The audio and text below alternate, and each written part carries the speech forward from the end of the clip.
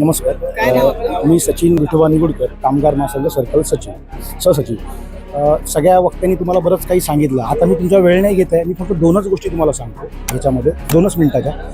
हा जो आजचा बरंच काही यांनी ह्या लोकांनी बरंच काही तुम्हाला सांगितलं.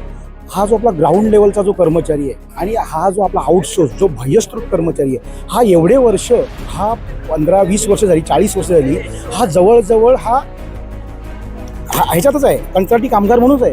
ह्याला यांनी आजपर्यंत परमनंट केलेलं नाही आहे. त्यासाठी आम्ही तर भांडतोच आहोत आणि सगळ्या संघटना लढत आहेत त्यासाठी. आणि अजून एक त्याच्यामध्ये असा विषय आहे की आजच ह्यांना त्यांच्याबद्दल पुलका का आला, ह्यांना पुलका का आला. आणि आज इथे तुम्ही बघितलात वसई विरारमध्ये आज त्यांची ऑर्डर ही संपलेली आहे. आज त्यांना वेगवेगळ्या प्रकारच्या धमक्याही येत आहेत की तुम्हाला कामावरनं, पण यांची मुळात ऑर्डरच नाही आहे, तर ह्यांना कामावरनं काढलं कुठून जाईल.